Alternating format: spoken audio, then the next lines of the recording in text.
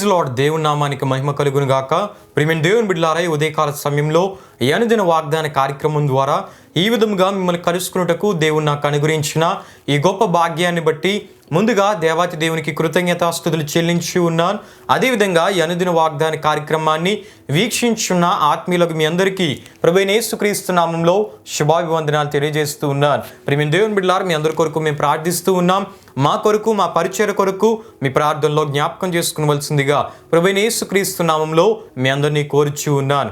ఈ దినము ప్రభు మీకు ఇచ్చే వాగ్దానము ఆదికాండం 15వ అధ్యాయం 1వ వచనంలో ఉన్నది.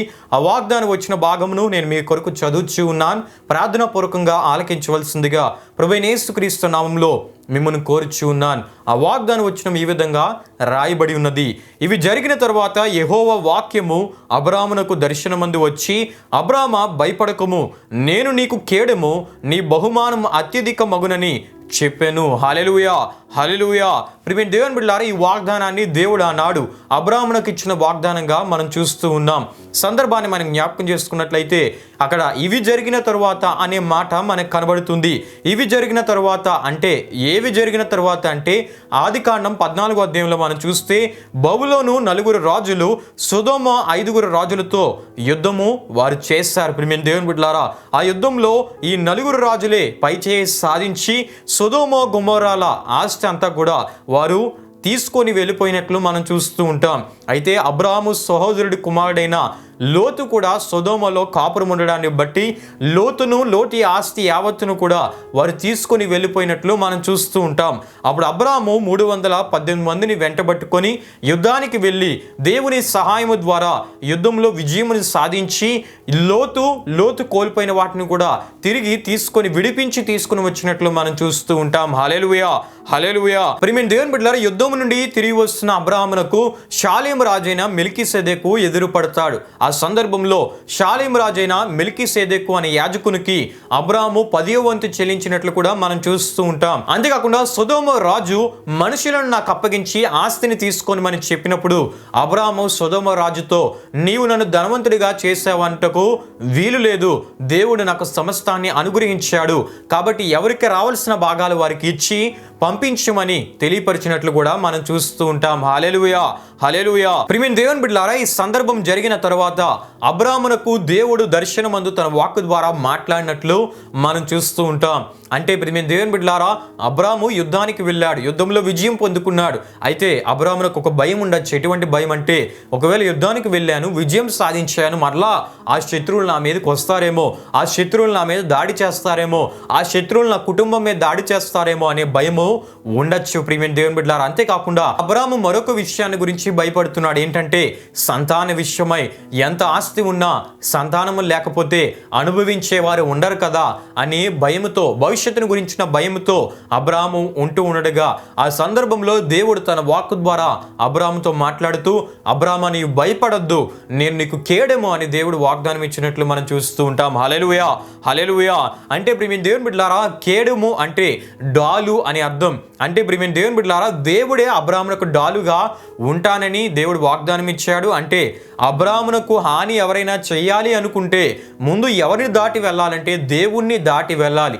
అది అసాధ్యము గనుక అబ్రాహామునకు ఎవరు హాని చేయలేరు. ఎందుకంటే అబ్రాహామునకు కేడముగా ఉన్నవారు ఎవరంటే దేవుడే కేడముగా డాలుగా ఉంటానని వాగ్దానం ఇచ్చినట్లు మనం చూస్తూ ఉంటాం. హల్లెలూయా, హల్లెలూయా.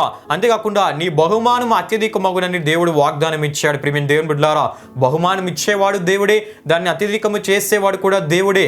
అంటే ప్రియమైన దేవుని బిడ్డలారా, ఈ వాగ్దాన ప్రకారంగానే అబ్రాహామునకు దేవుడు సంతానమునిచ్చి ఆ సంతానాన్ని విస్తరింపజేస్తున్నట్లు కూడా దేవుని వాక్యంలో మనం చూస్తూ ఉంటాం. అంతేకాకుండా అబ్రాహామునకు ఎంతో ఆస్తిని అనుగ్రహించి అబ్రాహాము తన ఇరుగు పొరుగు వారి మధ్య మహారాజు వంటి స్థితిని కలిగి ఉన్నట్లు కూడా మనం చూస్తూ ఉంటాం. గొప్ప ధనవంతుడిగా అబ్రాహాము చేయబడ్డాడు. అన్ని విషయాల్లో అబ్రాహాము దేవునిచే ఆశీర్వదించబడ్డాడు. అంటే ప్రియమైన దేవుని బిడ్డలారా, అబ్రాహామునకు దేవుడు బహుమానాన్ని అనుగ్రహించడమే కాకుండా ఆ బహుమానాన్ని అత్యధికం చేశాడంటే గొప్ప ప్రతిఫలాన్ని అబ్రాహాముకు దేవుడు ఇచ్చినట్లు మనం చూస్తూ ఉంటాం. అంటే వాగ్దానం దేవుడు ఇచ్చాడు, ఆ వాగ్దానం ప్రకారంగానే అబ్రాహామును ఆశీర్వదించినట్లు మనం చూస్తూ ఉంటాం. హల్లెలూయా, హల్లెలూయా. ఈ ఉదయకాల సమయంలో ఈ వాగ్దానం వీక్షిస్తున్న మీ అందరితో దేవుడు మాట్లాడుతూ ఉన్నాడు. భయపడొద్దు, నేను మీకు కేడము, మీ బహుమానం అత్యధికమగునని దేవుడు వాగ్దానం ఇస్తున్నాడు. ప్రస్తుతం ఉన్న పరిస్థితులను బట్టి ఒకవేళ భయపడుతున్నారేమో, ప్రస్తుతం ఉన్న పరిస్థితులను బట్టి భవిష్యత్తు ఏమవుతుందో అనే ఆందోళనలో, చింతలో ఉన్నారేమో, దేవుడు మాట్లాడుతున్నాడు. ఈ ఉదయకాల సమయంలో భయపడొద్దు అని దేవుడు మాట్లాడుతున్నాడు. నేను నీకు కేడముగా ఉంటానని దేవుడు మాట్లాడుతున్నాడు. ద్వితీయోపదేశకాండం 33:29 మనం చూస్తే ఆయన సహాయకరమైన కేడముగా, ఔన్నత్యమును కలిగించు ఖడ్గముగా ఉండే దేవుడని మనం చూస్తూ ఉంటాం. అంతేకాకుండా యోబు గ్రంథం 1:10 మనం చూస్తే యోబుకును అతనికి కలిగిన సమస్తానికి దేవుడు కంచె వేసినట్లు మనం చూస్తూ ఉంటాం. ఈ ఉదయకాల సమయంలో దేవుడు మాట్లాడుతున్నాడు. నువ్వు దేవుని మీద విశ్వాసం ఉంచి దేవునికి విధేయత చూపిస్తే నీకును నీ కుటుంబానికి నీవు కలిగి ఉన్న సమస్తానికి ఆయన కంచె వేసి సహాయకరమైన కేడముగా, డాలుగా, నీకు హాని చేయటకు ఎవరు నీ మీదకి రాకుండా నీకు కాపుదలగా, భద్రతగా ఉంటానని దేవుడు వాగ్దానం ఇస్తున్నాడు. అంతేకాకుండా నీకు గొప్ప ప్రతిఫలాన్ని బహుమాన రూపంలో, అది సంతాన రూపంలో కావచ్చు, ఒక ఎడ్యుకేషన్, ఒక విద్య రూపంలో కావచ్చు, ఒక ఉద్యోగ రూపంలో కావచ్చు, వివాహ సంబంధ రూపంలో కావచ్చు, పరిచర్లో ఒక అద్భుతమైన ఆశీర్వాదకరమైన స్థితిలో కావచ్చు, దేవుడు బహుమానాన్ని అనుగ్రహించి ఆ బహుమానాన్ని విస్తరింపజేస్తానంటున్నాడు. అంటే మేము దేవుని బిడ్డలారా, గొప్ప ప్రతిఫలాన్ని దేవుడు నీకు ఇస్తానని దేవుడు వాగ్దానం ఇస్తూ ఉన్నాడు. హల్లెలూయా, హల్లెలూయా. ఇటువంటి కార్యములు చేసేవాడు దేవుడే, ఇటువంటి ప్రతిఫలం ఇవ్వగలవాడు దేవుడే. బహుమానము, దేవుడిచ్చే బహుమానము శ్రేష్టముగా ఉంటుంది. దేవుడిచ్చే బహుమానము అద్భుతంగా ఆశీర్వాదకరంగా ఉంటుంది. గనుక దేవుడు ఇచ్చిన ఈ వాగ్దానం మాట ప్రకారంగా ఈ వాగ్దానాన్ని విశ్వసించి దేవునికి నమ్మకంగా బ్రతికి ఈ వాగ్దాన దీవెనలను మీరు పొందుకోవాలని ప్రభు సేవకునిగా నేను కోరుచు ఈ వాగ్దానపు మాటలను ముగిస్తున్నాను. ఈ వాగ్దాన కార్యక్రమాన్ని ముగింపు ప్రార్థనతో మనం ముగించుకుందాం, ప్రార్థన చేసుకుందాం. మహిమా స్వరూపైన మా ప్రభువా, జీవాధిపతి అయిన యేసయ్యా, నీ ఘనమైన నామమునకు మహిమ, ఘనత, ప్రభావములు చెల్లిస్తున్నాం తండ్రి. ఆనాడు అబ్రహామునకు వాగ్దానం ఇచ్చిన రీతిగా కేడముగా ఉంటానని, భయపడొద్దని, నీ బహుమానం అత్యధికం అవుతుందని వాగ్దానం ఇచ్చి ఆ వాగ్దానాన్ని నెరవేర్చి అబ్రహామును అన్ని విషయాల్లో ఆశీర్వదించిన గొప్ప దేవానికి స్తుతులు, స్తోత్రములు చెల్లిస్తున్నాం తండ్రి. దేవా, ఈ దినాల్లో కూడా నిన్ను విశ్వసించిన మా జీవితాల్లో కూడా అటువంటి అద్భుతమైన వాగ్దాన నెరవేర్పులు జరిగించే గొప్ప దేవుడు నీవని మరొకసారి వాగ్దాన వివరణ ద్వారా మీరు మాతో మాట్లాడారు. మీకు వందనాలు. దేవుని కొరకు నమ్మకంగా జీవిస్తూ నీవిచ్చే ఈ వాగ్దాన దీవెనలను మీరు పొందుకున్నట్టుకు మీరు సహాయం చేయమని, వీక్షించిన ప్రతి ఒక్కరు కూడా నీవు కోరే ఆత్మీయ స్థితిని కలిగి ఈ వాగ్దాన దీవెనలను వారు పొందుకున్నట్టుకు మీరు సహాయం చేయమని, వీక్షించిన ప్రతి ఒక్కరు ఆరోగ్యంలోను, ఆయుష్లను మీరు దీవించండి. వారు తలపెట్టే ప్రయత్నాల్లో, ప్రయాణాల్లో మీరు తోడుగా నడిపించండి. వారి ఆధ్యాత్మిక జీవితంలో దీవించి దినదినము నీ కృపలో వర్ధిలింపజేయమని మరొకసారి ఈ వాగ్దాన కార్యక్రమం ద్వారా నీ నామానికే మహిమ, ఘనత, ప్రభావములు చెల్లిస్తూ యేసు పరిశుద్ధ నామంలో అడిగి వేడుకొనిచున్నాము తండ్రి. ఆమెన్.